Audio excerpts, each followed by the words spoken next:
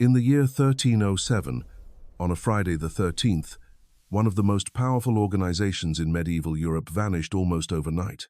Their vast wealth, accumulated over 2 centuries of crusading and banking, simply disappeared. Their secrets died with their leaders who were burned at the stake, and their legendary treasures became the stuff of myth and legend that continues to captivate treasure hunters and historians to this day. What if I told you that hidden somewhere in the world, there might still be ancient artifacts worth billions of dollars, sacred relics that could rewrite history, and documents that reveal truths the church tried to bury forever? What if the most famous secret society in history didn't just guard pilgrims, but guarded something far more valuable and dangerous? This is the story of the Knights Templar and their hidden treasures. And by the end of this series, you'll understand why their legacy has inspired everything from Dan Brown novels to modern conspiracy theories, and why people are still searching for their lost fortune today. But before we dive into the mystery of what they hid and where they might have hidden it, we need to understand who these knights really were, and how they became so incredibly powerful that kings feared them, and the Pope himself couldn't control them. The year is 1118. Jerusalem has been in Christian hands for less than 20 years following the First Crusade. The Holy Land is a dangerous place for pilgrims making their way to sacred sites. Bandits roam the roads, Muslim forces still control vast territories, and Christian pilgrims are being robbed, murdered, and sold into slavery on a regular basis. This is when 9 French knights, led by a man named Hugh de Payens, approached King Baldwin II of Jerusalem with an extraordinary proposal. They wanted to form a military order dedicated to protecting Christian pilgrims. But this wasn't going to be just another group of soldiers for hire. These knights would take monastic vows of poverty, chastity, and obedience, combining the warrior spirit of a knight with the religious devotion of a monk. King Baldwin was impressed enough to give them something incredible. He granted them the right to establish their headquarters in his own palace, which happened to be built on the most sacred ground in all of Jerusalem, the Temple Mount, the very place where King Solomon's temple once stood, the place where the Ark of the Covenant was said to have been housed, the most holy site in Judaism, and the location where Muslims believe the Prophet Muhammad ascended to heaven. This gift would prove to be far more significant than anyone could have imagined at the time. The knights called themselves the poor fellow soldiers of Christ and of the Temple of Solomon, but everyone else knew them simply as the Knights Templar. And despite their vow of poverty, they were about to become the wealthiest organization in the medieval world. Here's where the story gets interesting. For the first 9 years of their existence, the Templars barely recruited any new members. 9 knights protecting pilgrims across the entire Holy Land seems almost laughably inadequate. So what were they really doing during those crucial early years? Some historians believe they spent those years digging, excavating beneath the Temple Mount, searching for something that had been hidden there for over 1,000 years. And if the legends are true, they found it. But we're getting ahead of ourselves. Let's talk about how these supposedly poor knights became richer than kings. In 1129, the Church officially recognized the Knights Templar at the Council of Troyes. This recognition came with the powerful endorsement of Bernard of Clairvaux, one of the most influential religious figures of his time. Bernard wrote a treatise called In Praise of the New Knighthood that essentially gave the Templars a divine mandate to kill in the name of God. This was revolutionary. For centuries, the Church had struggled with the concept of Christian warriors. How could a true Christian take up arms and shed blood? Bernard solved this theological problem by creating the concept of the warrior monk. A Templar knight wasn't just fighting for earthly glory or wealth. He was fighting a holy war, and his enemies weren't just political opponents, they were enemies of God himself. This endorsement opened the floodgates of wealth and recruitment. Nobles across Europe began donating land, money, and their own sons to the Templar cause. The order grew from 9 knights to thousands. They established commanderies, which were essentially fortified compounds across Europe and the Middle East. They built castles, recruited armies, and developed what would become the foundation of modern banking. And this is where the Templars became truly dangerous to the established order. You see, individual Templar knights had taken vows of poverty, but the order itself had no such restrictions. As donations poured in and their military reputation grew, The Templars developed an ingenious financial system that made them incredibly wealthy and powerful. Here's how it worked. A nobleman planning to join the Crusades would deposit his wealth with the Templars before departing. The Templars would give him a letter of credit. When he arrived in the Holy Land, he could present this letter to a Templar commandery there and withdraw funds. This kept Crusaders safe from bandits who might rob them of gold and silver, and it gave the Templars control over vast amounts of capital that they could invest and loan out at interest. The Templars essentially invented international banking. They had secure facilities in every major city in Europe and the Middle East. They developed sophisticated accounting systems. They loaned money to kings and collected interest. They issued the medieval equivalent of travelers' checks. They even developed a form of banking that allowed instant transfers of wealth across continents. By the 13th century, the Templars were so wealthy and powerful that they were effectively a state within a state. They had their own armies, their own treasury, their own diplomatic corps. They answered directly to the Pope and were exempt from local laws and taxes. Kings borrowed money from them. The Pope himself used their banking services, but their power went beyond just money. The Templars were also legendary warriors. They developed a fearsome reputation in battle that was built on religious fanaticism, superior training, and innovative tactics. Templar knights were forbidden from retreating unless they were outnumbered more than 3 to 1. They would rather die than show cowardice. This made them incredibly effective shock troops and earned them respect even from their Muslim enemies. Saladin himself, the great Muslim leader who recaptured Jerusalem, reportedly said that he would rather face 100 ordinary knights than 10 Templars. Their military prowess was matched by their political influence. Templars served as advisors to kings, diplomats between rival powers, and guardians of royal treasures. The King of England stored his crown jewels in the London Temple. The King of France used Templars as his personal bankers and financial advisors. But with great power comes great enemies. And by the early 14th century, the Templars had made a very dangerous enemy indeed. Philip IV of France, known as Philip the Fair, was drowning in debt. His expensive wars and lavish lifestyle had bankrupted the royal treasury, and the Templars, who had loaned him enormous sums of money, were demanding repayment. Philip looked at the Templars and saw a solution to all his problems. They were wealthy beyond measure, they were politically powerful, and most importantly, they were vulnerable. The fall of the last Crusader strongholds in the Holy Land had left the Templars without their original purpose. Public opinion was turning against the Crusades. The Templars were beginning to look like an anachronism, a relic of a bygone age.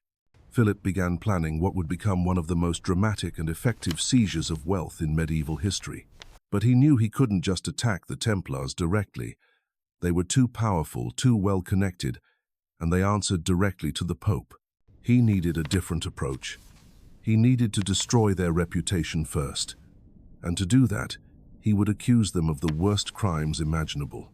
So Philip began gathering intelligence. He planted spies within Templar ranks. He collected rumors and gossip.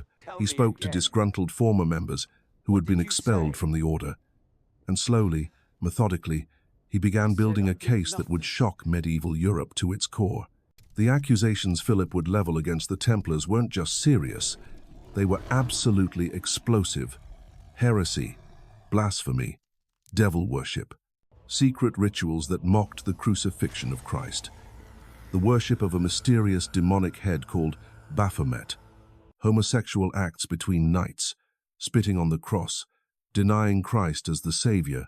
These weren't random accusations. Philip chose each charge carefully, targeting the deepest fears and prejudices of medieval Christian society.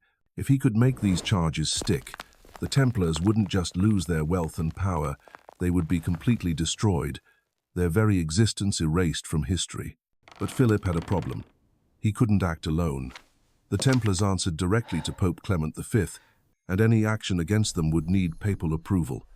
So Philip began a careful campaign of manipulation and pressure against the Pope, using a combination of political threats, financial incentives, and carefully planted evidence to convince Clement that the Templars were indeed a threat to Christianity itself. The evidence Philip presented was damning, if you believed it. Former Templars came forward with stories of secret initiation ceremonies where new knights were forced to deny Christ and spit on the cross. They spoke of mysterious idols that the Templars worshipped in secret.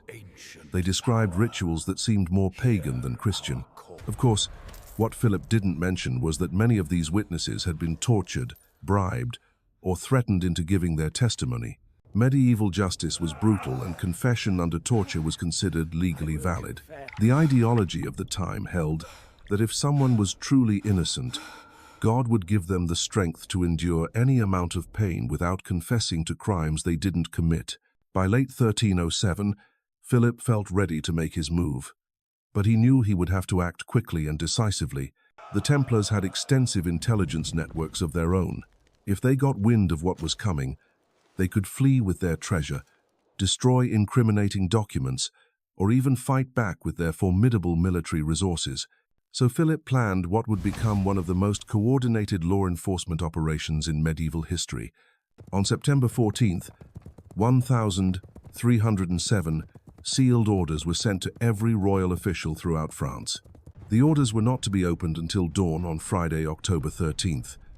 When that morning came, simultaneous raids would be carried out against every Templar property in the kingdom. The night of October 12th, 1307, Jacques de Molay, the Grand Master of the Knights Templar, attended a royal funeral in Paris. He served as a pallbearer, alongside other nobles and dignitaries, including members of the royal family. He had no idea that within hours, his world would come crashing down. At dawn on Friday the 13th, royal troops surrounded Templar properties across France.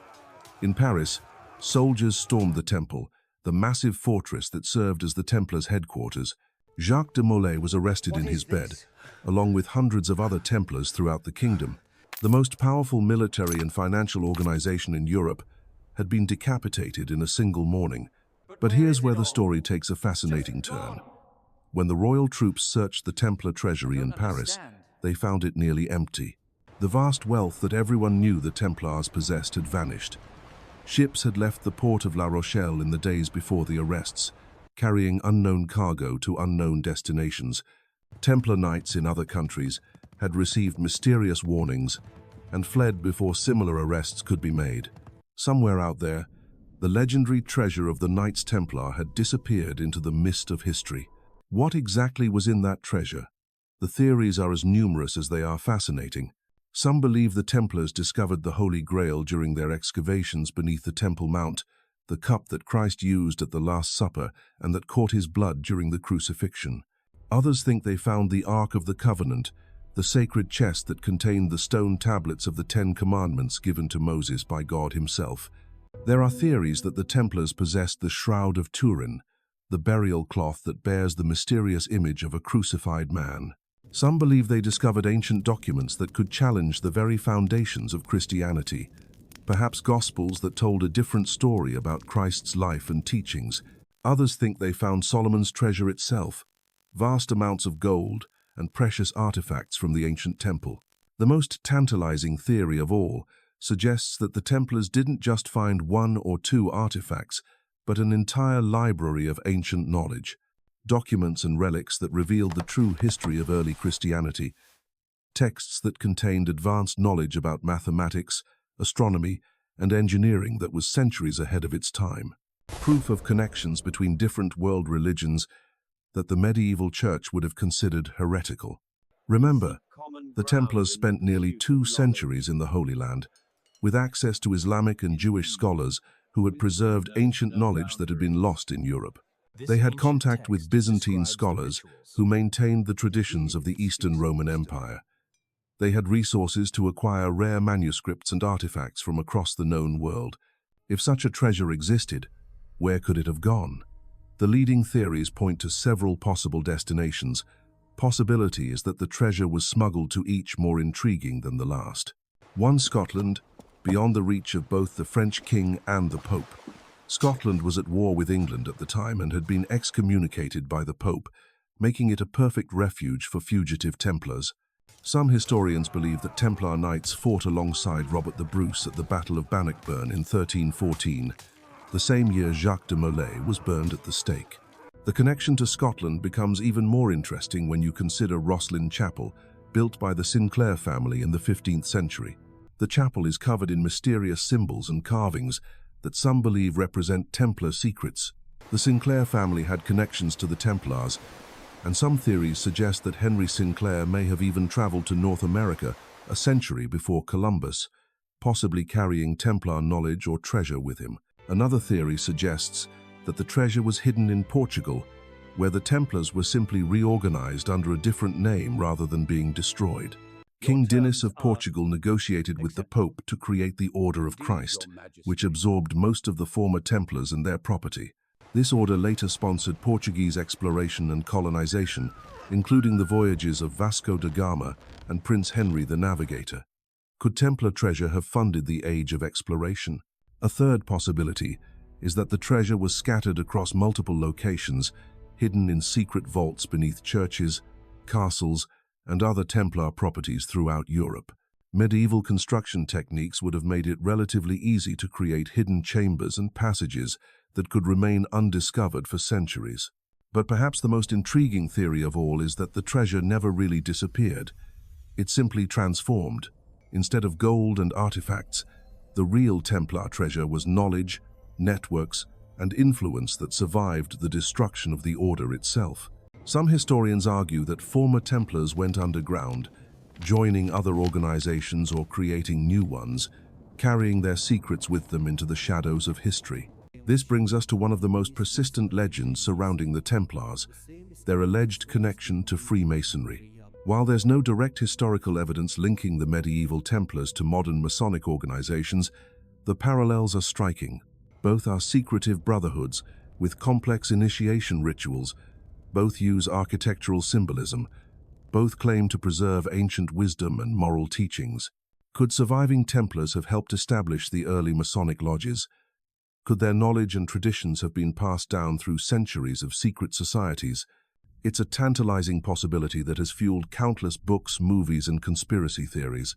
The truth is, we may never know exactly what happened to the Templar treasure, or even if it existed in the form that legends suggest.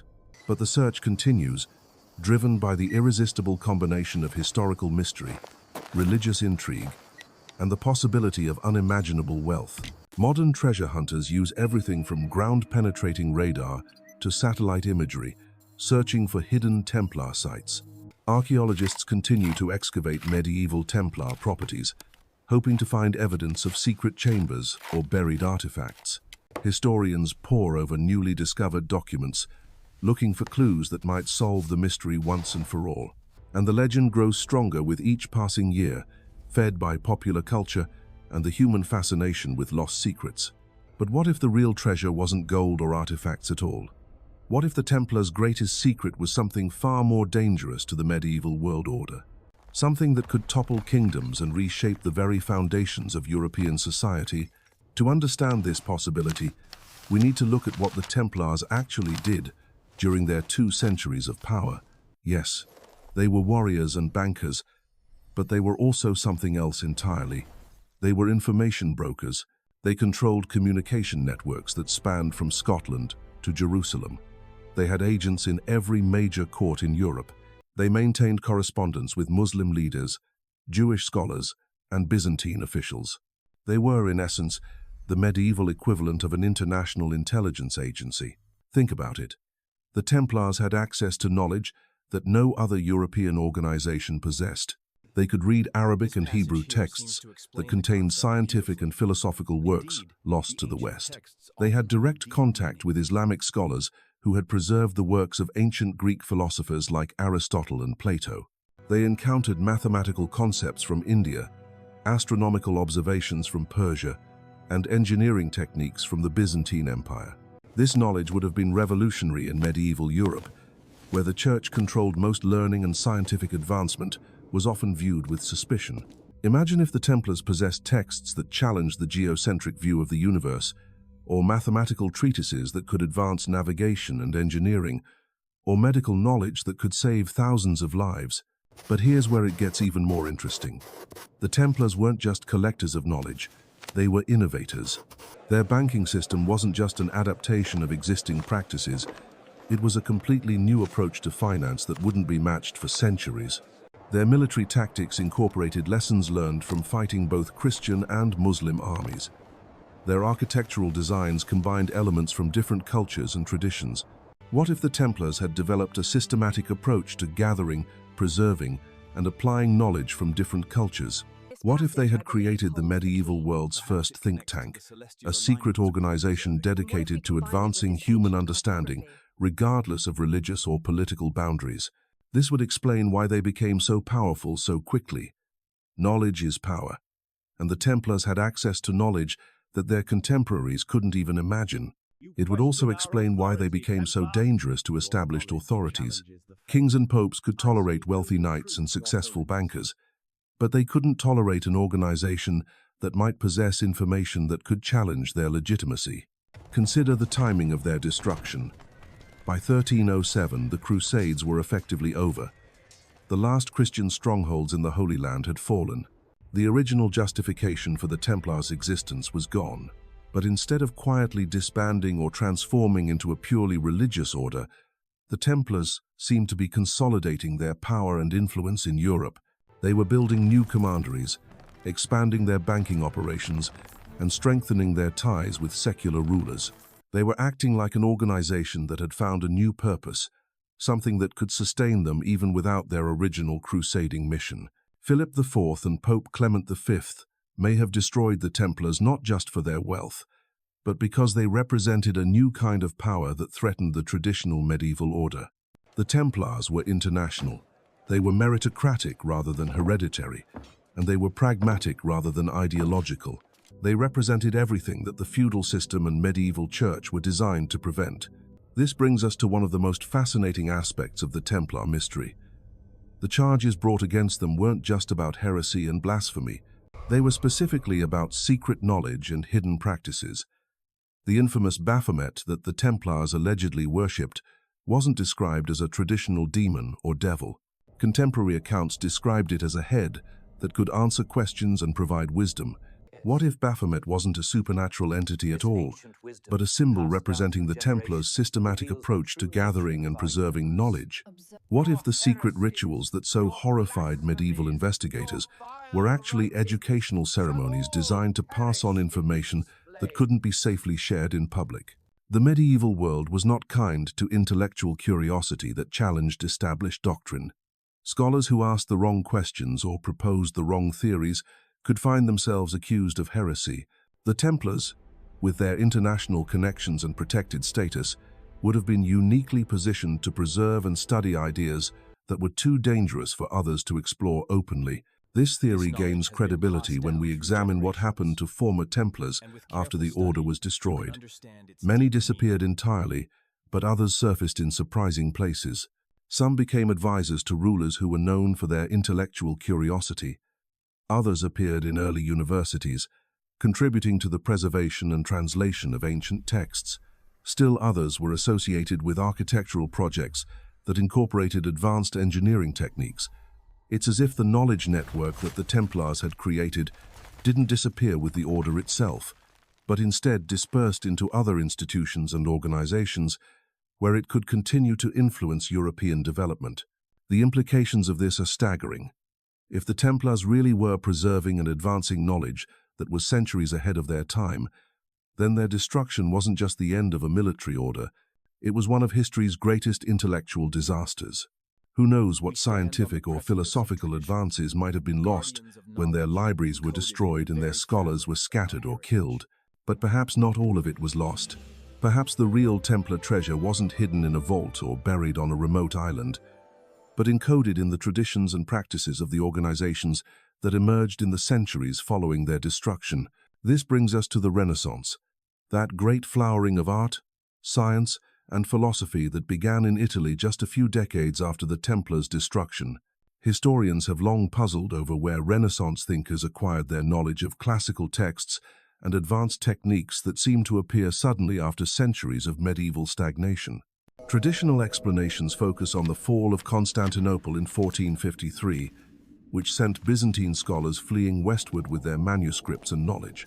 But what if the groundwork for the Renaissance had been laid much earlier by networks of former Templars and their associates who had been quietly preserving and transmitting forbidden knowledge for over a century? Consider Leonardo da Vinci, whose notebooks contain engineering designs that wouldn't be practical for centuries. Where did he acquire knowledge of advanced hydraulics, military engineering, and anatomical studies that far exceeded anything available in medieval European universities? Da Vinci was associated with various secretive groups and organizations throughout his life, and his approach to learning was remarkably similar to what we might expect from someone trained in the Templar tradition of cross-cultural knowledge gathering. The same pattern appears throughout the Renaissance. Sudden advances in navigation that enabled the age of exploration. Revolutionary changes in banking and finance that funded artistic and architectural projects. New approaches to urban planning and military fortification that incorporated lessons learned from different cultures. Could these developments represent the gradual release of knowledge that had been preserved in secret for generations? Were former Templars and their intellectual descendants slowly sharing their accumulated wisdom as political and religious conditions became more favorable? The evidence is circumstantial but intriguing. Many Renaissance innovations seem to combine techniques from different cultural traditions in ways that suggest systematic study and comparison rather than independent discovery.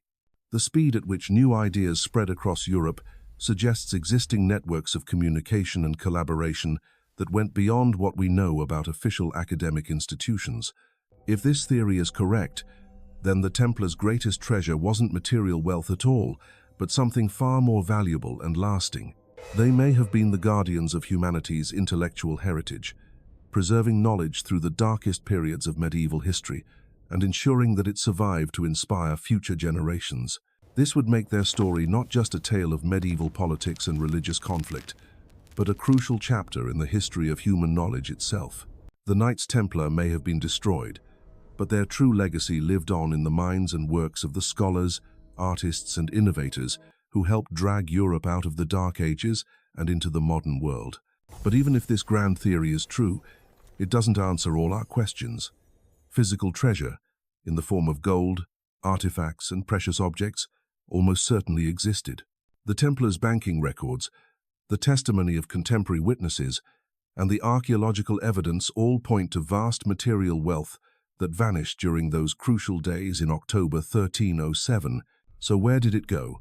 And why, after more than 700 years of searching, has none of it ever been conclusively found? The answer may lie in understanding just how sophisticated the Templars' escape plan really was. This wasn't a panicked flight with whatever they could carry. This was a carefully orchestrated operation that had probably been planned for years, if not decades. The Templars weren't naive about the dangers they faced. They knew that their wealth and power made them targets, and they would have prepared accordingly. Modern investigations into Templar properties have revealed evidence of extensive tunnel networks, hidden chambers, and secret passages that suggest the order was designed from the beginning to operate in secrecy when necessary. Archaeological surveys of major Templar sites consistently find evidence of construction that goes far beyond what would be needed for their official purposes. The temple in Paris, for example, wasn't just a fortress and treasury. Ground-penetrating radar has revealed a complex network of underground spaces that extended far beyond the known foundations. Similar patterns appear at Templar sites throughout Europe, suggesting a systematic approach to creating hidden infrastructure that could support clandestine operations. If the Templars had been building secret storage and transportation networks for decades, they would have been perfectly positioned to move their treasure quickly and efficiently when the time came. They wouldn't have needed to rely on a few ships leaving La Rochelle. They could have used multiple routes, multiple methods, and multiple destinations to ensure that their wealth couldn't be intercepted or traced. This brings us back to the question of where it all ended up. The traditional theories about Scotland, Portugal, and other safe havens may all be partially correct. The Templar treasure may have been deliberately scattered across multiple locations and organizations to ensure its survival. Some of it may have funded the Portuguese Order of Christ, enabling the age of exploration that would reshape the world. Some may have been hidden in Scottish castles and chapels, encoded in stone carvings that still puzzle archaeologists today. Some may have been converted into investments and business ventures that continued to generate wealth for centuries under different names and organizations. But there's another possibility that's even more intriguing. What if the Templars didn't just hide their treasure, but transformed it into something that couldn't be seized or destroyed? What if they invested their final years not just in accumulating wealth, but in creating networks of influence that would outlast any single organization? This strategy would explain one of the most puzzling aspects of the Templar mystery. Despite decades of torture, interrogation, and investigation, the medieval authorities never found the treasure. They arrested thousands of Templars, seized hundreds of properties, and conducted exhaustive searches. Yet the vast wealth that everyone knew existed simply vanished without a trace. If the treasure had been hidden in a few large caches, someone would have talked. Medieval torture methods were brutally effective, and the investigators were highly motivated. The fact that they found nothing suggests that there was nothing to find, at least not in the form they were looking for. So what's the truth about the Knights Templar and their legendary treasure? After 7 centuries of searching, speculation, and investigation, we're left with more questions than answers. But perhaps that's exactly what the Templars intended.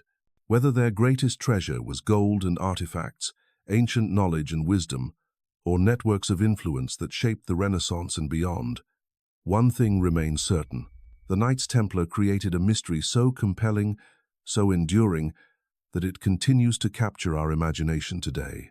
And maybe, just maybe, that mystery itself is their greatest treasure of all.